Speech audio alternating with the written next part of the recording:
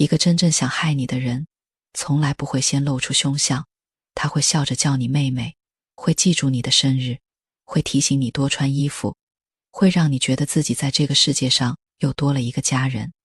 可恰恰是这种甜最致命，因为真正想害你的人，一定先拿走你的戒心，再拿走你的价值，最后连你哭的力气都一起拿走。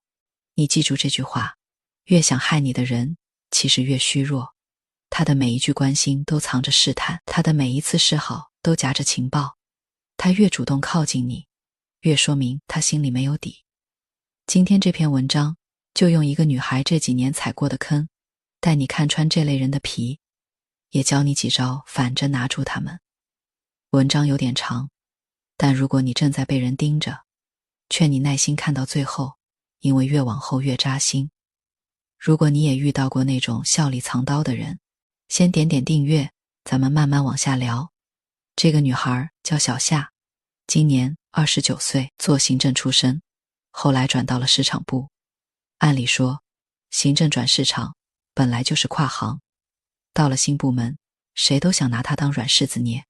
可她活了这么多年，最后只想明白一个道理，那些曾经想踩她的人，没有一个真正伤到她，因为他们忙着算计她的时候，已经把自己脚下的路挖断了。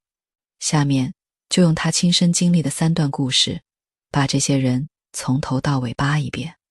看完你就知道，为什么说越想害你的人越虚弱，以及怎么用最低的成本反向掌控全局。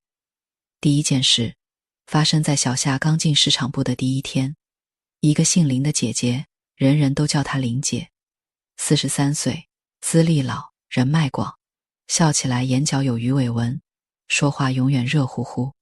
她加小夏微信，第一句话就打了一大串：妹妹，以后咱们就是一家人了。姐姐在这里待了8年，什么坑都见过，你有什么不懂的，尽管来问我，千万别拿我当外人。小夏当时感动坏了，差点眼泪都要出来。一个人刚到陌生环境，最怕的就是孤立无援。突然有个人把你当妹妹，那种安全感真的很难拒绝。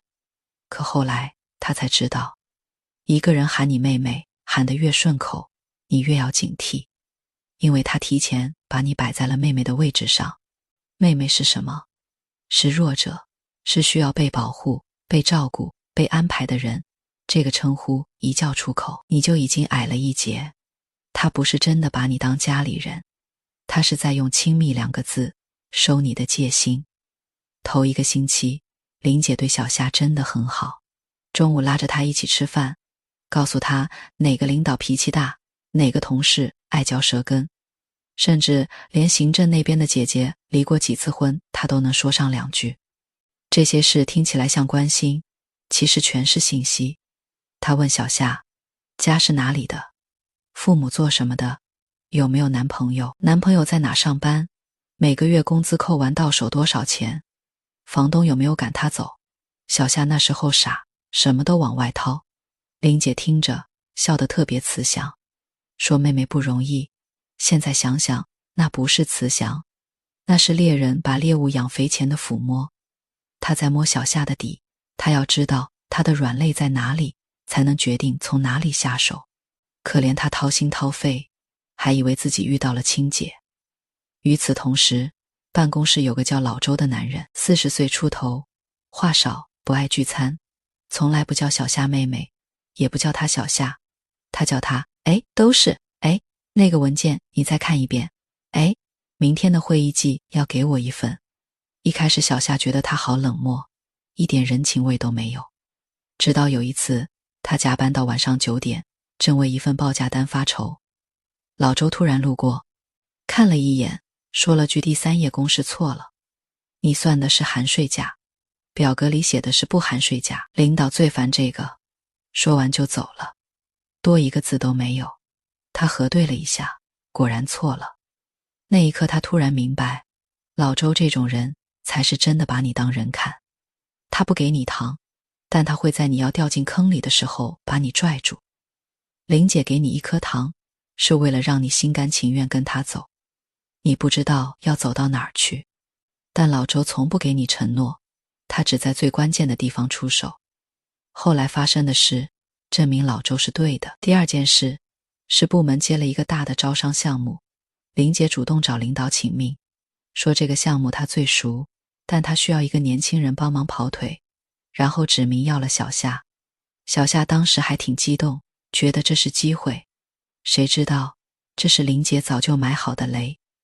项目推进的3个月里，所有需要出面的场合，林姐从来不叫小夏，自己去汇报，自己跟领导开会，自己向上面要资源，所有见不得光的杂活儿、苦活儿、麻烦活儿，全落在小夏头上。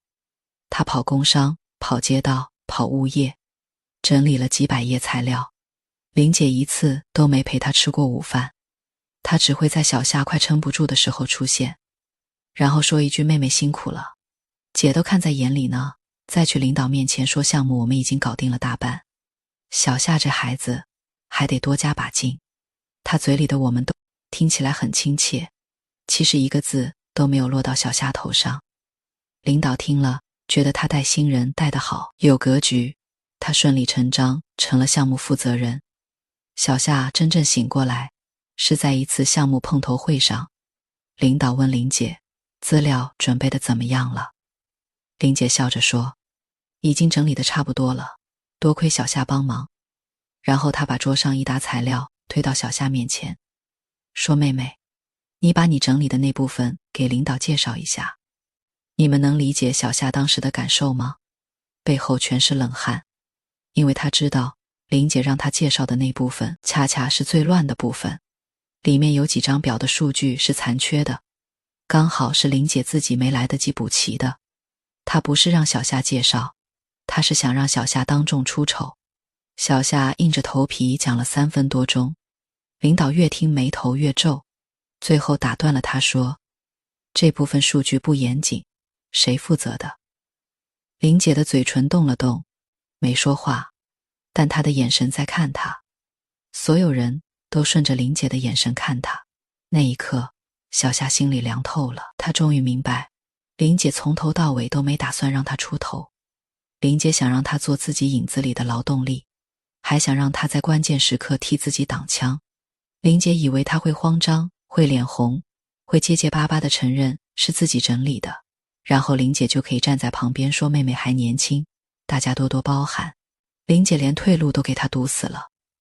林姐不光想让她背锅，还想让她背上一个能力不足的锅，让领导从此不敢再用她。说实话，那一刻小夏差点就认了，她张了张嘴，准备说是自己整理的。对不起。就在电光石火的间隙，她瞥见老周坐在角落里，她没有看他，也没有看他面前的表格，她就低了低头，仿佛在整理手里的钢笔帽，然后轻轻咳嗽了一声。那声咳嗽很轻，但在安静的会议室里格外清楚。不知道为什么，小夏突然觉得脑子里那根绷紧的弦松了一下。她深吸一口气，看了一眼表格右下角的更新时间，那上面清清楚楚写着，这份表格最后更新是在3天前的晚上11点35，而那正是林姐跟她说妹妹今晚早点睡，姐来看的那个晚上。她笑了一下，对领导说，领导，这部分是我3天前整理的第1版底稿，因为当时数据没到齐，我主动标了黄色待补，但最后版本的归档是林姐昨晚自己替换的，您可以看下文档的修订记录，每一步都有痕迹。会议室安静了2秒，林姐的脸色肉眼可见的变了。她笑着说，小夏你可能记错了，但她的手在桌子底下抖。小夏没有再说话，她不想当众拆穿林姐，她只是轻轻补充了一句，要不我回头把整个修订记录导出来，领导您看得更清楚。领导点了点头，把话题带走了。那天之后，林姐在公司里的威信悄悄碎了一块，但她没有收手。这也是要告诉你的第3件事，真正想害你的人，在你没有彻底凉透之前，不会停下来。林姐换了打法，她决定捧杀小夏。部门季度酒会，领导也在场。林姐端着酒杯走过来，当着10几个人的面说，咱们部门现在最红的人就是小夏妹妹了，上次那个项目多亏了她。我听说你最近还在外面见猎头，是不是要跳槽去更好的公司了？到时候发达了，可别忘了拉姐姐一把。你们听出这招有多狠吗？他不提业绩，不提能力，一开口就给你扣3顶帽子。第一，你红了，说明你越过了领导，功高盖主。第二，你在见猎头，说明你不忠诚，人还在心已飞。第三，他把自己放在求你帮忙的位置上，让所有人都觉得你是个势利眼。他说话的时候笑得比花还甜，声音比蜜还软，可那每一句话都像针往你骨头缝里扎。小夏端着酒杯，喝也不是，不喝也不是，承认也不是，否认也不是。他要是否认，显得他心虚；他要是承认，那他在这个部门就彻底完了。林姐就是在等这个瞬间。小夏当时攥着酒杯，指关节都发白了。这时候老周又从旁边站起来，他端着一杯水走到林姐面前，很平静地说，林姐，你可能记错了，小夏上次跟我一起看的是市里举办的商务培训会，不是猎头。我还说那姑娘上进，专门把名额让给她，要不你也去考一个，公司有补贴。林姐的笑容僵在脸上，老周没等她反应，转头对领导说，领导，小夏这孩子做事扎实，我提议下个月让她牵头跟生态园那边对接，咱们部门该培养年轻人了。领导居然真的点了头。那天晚上小夏回家，一个人坐在出租屋里哭了好久，不是委屈，是后怕，也是庆幸。后怕的是，如果不是老周在那里，他可能真的被林姐几句话就架到火上烤死了。庆幸的是，这世界上还有老周这样的人，他从来不说妹妹你辛苦了，他会在你被人架起来的时候，拿一句轻飘飘的话，把你的脚接回地面。再后来就是升职竞争了，副主管的空缺落下来，林姐是热门人选，小夏也在候选人名单里。林姐开始了最后一轮表演，也是最虚弱的一轮。她到处跟人说，小夏跟老板关系不一般，小夏家里有背景，小夏正准备辞职去竞争对手公司，小夏还跟外面的供应商眉来眼去。谣言这个东西最可怕的地方在于，它不需要证据，它只需要重复，一遍传不开，2遍没人信，3遍之后就会有人在心里种下一颗种子。林姐以为她在毁小夏的名声，其实她是在暴露她自己。你知道吗？一个人只会在一种情况下把你编成故事到处讲，那就是他已经没有任何真实的牌可以打了。他拿不出比小夏更多的业绩，他只能在私生活上做文章，这恰恰说明他已经不打算跟你拼实力了。他越是这样折腾，你越应该高兴，因为这说明他心里已经慌了，他已经乱了阵脚，他知道自己正面赢不过你，所以只能走暗路。那段时间小夏没有解释，一次都没有。白天他照常上班，晚上回家照常健身，周末照常逛菜市场。他不主动提林姐，也不跟任何人解释谣言，他甚至没有在朋友圈发过任何一条暗示委屈的内容。大家记住，被攻击的时候最忌讳的就是自证清白。你说你没有，你就输了，因为你已经被他拉进了他设定的战场，你得按他的题目答题，而他出的题目永远对他有利。他可以说你见考官，你说没有，他就问你那你晚上去哪儿了？他说你跟老板关系不一般，你说没有，他就问你那为什么他总给你批项目？你永远解释不完。真正的解法是什么？是换战场。他研究你，你就去研究室。他的眼睛盯着你，你的眼睛盯着业务。他花时间造谣，你花时间造成绩。等他造谣造累了，他抬起头，发现自己已经被你甩出去2个身位。小夏记得很清楚，竞聘述职那天，他准备了一份材料，一份特别普通的材料，没有华丽的辞藻，没有夸张的承诺，他甚至没有提林姐半个字。他把过去1年经手的项目全部列出来，每一个项目都有落地的数字，有客户的反馈，有存档的记录，有完整的复盘。他讲的是事情，不是人；他讲的是数据，不是情绪；他讲的是下一步怎么做，不是过去谁对不起他。领导们听完，问了他一个问题：听说你想跳槽？他笑了一下说，我只是觉得一个部门如果有更好的平台，我走或留都是开卷题，但现在我坐在这里，意味着我愿意把答案写好。后来他才知道，这句话让领导心里咯噔了一下。他们不是第一次听说他想跳槽，可他们第一次从当事人嘴里听到一个从容的、体面的、不玻璃心的回答。这不叫解释，这叫格局。结果你们都猜到了，副主管是小夏。宣布那天，林姐坐在位置上，没有看他，也没有笑。她低头刷手机，刷了很久，什么也没刷出来。散会之后，她走过来，又用那种热热乎乎的语气说：妹妹，恭喜你啊，以后要多关照姐姐哦。小夏笑了笑，说：林姐，您客气了，以后工作上有什么需要对接的，你那边直接发邮件给我就行。林姐愣住了，她没想到小夏会这么回她，因为以前的小夏一定会说没有，全靠大家照顾，林姐才是前辈，然后自动矮她一截。那一次小夏没有，她没有高高在上，也没有卑躬屈膝，她只是平平淡淡的把他们之间的关系重新定义成了同事和邮件往来的关系。这种客气才是真正的距离。从那天起，林姐再也没有在小夏面前叫过一声妹妹，她知道那个称呼的人已经被看穿了。你们看，回过头来想聊聊底层逻辑，为什么说越想害你的人其实越虚弱？第一，因为他的行为本身就暴露了他怕你，他怕你成长，怕你被领导看见，怕你抢了他的位置。一个内心充满恐惧的人是没有底气跟你正面较量的，所以他只能躲在暗处，用阴招，用假笑，用谣言来攻击你。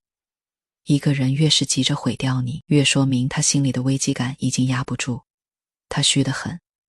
你见过几个真正强大的人整天盯着别人？没有，真正的强者都在忙自己的事，忙到没时间看你一眼。只有当一个人自己站不稳的时候，他才会急急忙忙去办别人。第二，他把精力都花在了你身上，这意味着他没有精力经营自己，这是最值得玩味的地方。他今天想一句怎么编排你，明天想一句怎么给你挖坑，后天想一句怎么在领导面前含沙射影。他一天24小时挤出那么多精力来惦记你，而这些精力原本可以用来看书、学习、迭代、复盘，把业绩做得更漂亮。可他没有，时间一长，他的能力在原地踏步，他的手段却越来越脏，他的位置越做越虚，最后连他自己都不敢停下来，因为他一停下来就发现自己什么都没有。这就是为什么你跟他竞争从来不需要真的打败他，你只要一直往前走，他就会自己掉队，你不用推他，他自己站不稳。第三，他向你发起的每一次攻击都是在向你交底。你发现没有，林姐每一次想害小夏的时候，都会无意中告诉小夏他在意什么，他怕什么，他手里有什么牌。他夸小夏红，是因为他怕小夏脱颖而出，他说小夏想跳槽，是因为他自己其实想跳，但他没机会。他把脏活推给小夏，是因为他没有能力处理复杂的状况。这些信息一个都没有浪费，小夏全都记在心里。这叫什么？这叫反向掌控。你以为你是猎物，其实从你睁开眼那一刻起，你已经成了猎人。你不需要去伤害他，你只需要安静地观察，把他的每一个动作都转化成数据，记在脑子里，你就已经占领了全局的制高点。兵法里说知己知彼，百战百胜，可很多人在职场里活了一辈子，都不知道自己的对手在想什么，因为他们忙着生气，忙着委屈，忙着在深夜发微博吐槽，他们浪费了对手送给他们的情报。记住，别人攻击你的话，一半是武器，一半是情报。你先把武器卸了，再把情报收好。第四，也是最重要的一点，真正的反击从来不是还手，而是让你自己变得越来越好。你觉得林姐输给小夏是输在竞聘那天吗？不是，她早在决定把时间花在琢磨小夏而不是琢磨事的那一刻就已经输了。小夏后来想起老周，其实老周从来没教过他任何大道理，他做的唯一事情就是告诉他报表哪里错了，汇报顺序改一下，多留个底，重要的事情发邮件，这些全是小事。可正是这些小事让他做到了林姐永远做不到的事。他问心无愧，他在任何时候都能把自己的所有记录摆到桌面上，让所有人检查，因为他每一件工作都做得干净。这不是靠运气，这是靠日复一日的自律。敌人可以毁掉你的名声，但他毁不掉你做过的每一件事。你做的每一件事就像你种下的每一棵树，风可以吹断树枝，但吹不走树根。文章写到这里，想跟你们说几句掏心窝子的话。如果你现在正在被某个人针对，正在被同事挤兑，正在被上级穿小鞋，请你先别急着痛苦，你先冷静下来，问自己3个问题。第一，他为什么要针对你？是你妨碍了他什么？还是他单纯看你不顺眼？第二个问题，他说你的那些话，有没有一句是真的？如果有，那就改进；没有，那就当风吹过。第三个问题，如果把所有用来生气的精力都拿去把事情做得更好，半年之后，他还能拿你怎么样？你把这3个问题想透了，你的情绪就稳定了。你的情绪一稳定，你就赢了大局的一半。很多人的失败，不是输在对手手里，是输在自己的内耗里。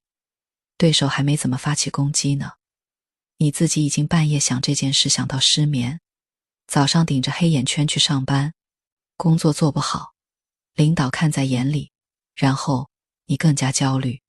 你看，中招了吧？真正让小人的计谋奏效的，不是小人的恶，而是你的不冷静。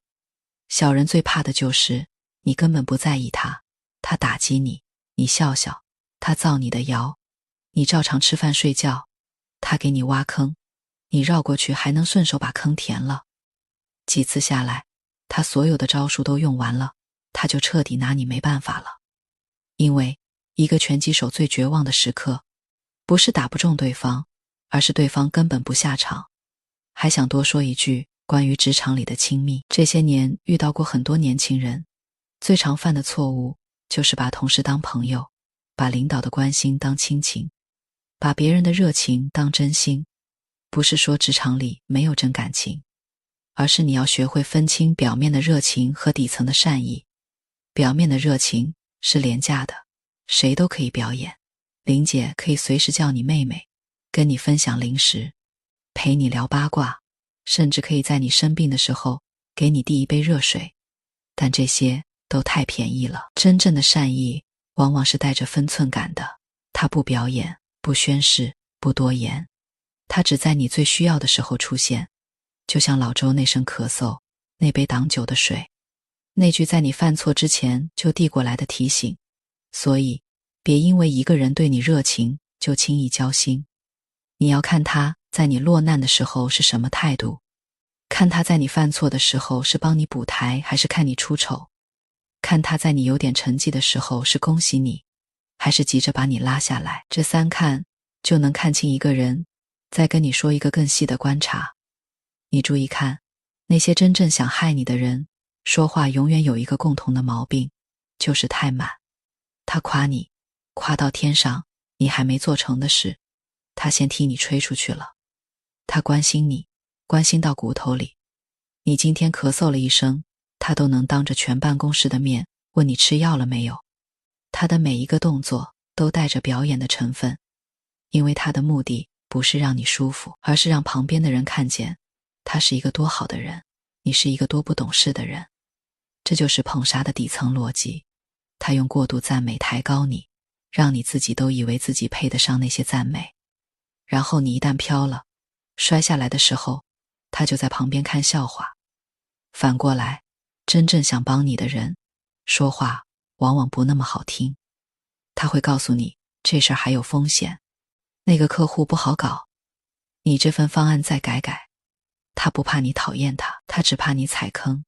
这就是区别，一个在喂养你的虚荣，一个在保护你的短板，你选谁，你的命就是谁。还有一件事，也想说给那些正在职场里受气的朋友听，就是关于留痕这件事。很多年轻人觉得做事留痕是防小人，是不是太心机了？其实没必要这么想。小夏之所以能在那么大的项目里全身而退，不是因为他多聪明，是因为他从进公司的第一天起就养成了3个习惯。第一，重要的事情能发邮件绝不发微信，能发微信绝不口头传达。第二，任何材料的初稿和终稿，他都保留完整的版本记录，不删，不改名，时间戳，清清楚楚。第三，每一次会议结束，他都会把结论整理成纪要，发给所有参会的人，哪怕对方不回，他也发。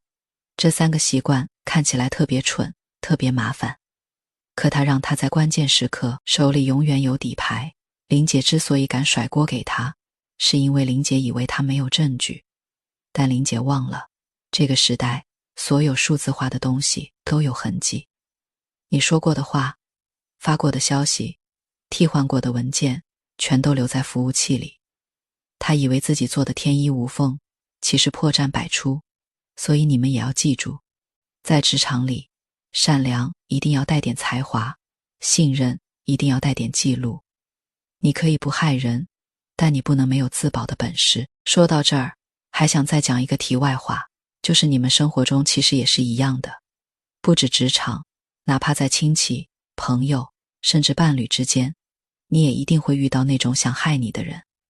他不见得是想让你死，他只是希望你别过得比他好。你买了房，他说你背了一身债；你升了职，他说你肯定靠的是运气；你过得好，他就浑身难受。这种人跟林姐是同一个物种，他们的共同点就是虚弱。他们人生最大的意义就是看着你不好，因为你的好像一面镜子照出了他的不好，所以他不遗余力的要弄脏那面镜子。你要怎么办？你要做的不是跟他吵，不是证明自己，更不是把自己也变成一个见不得别人好的人。你要做的只有一件事，就是关掉耳朵，继续跑。你跑得越远，那面镜子就越小，小到后来他连看都看不清你了。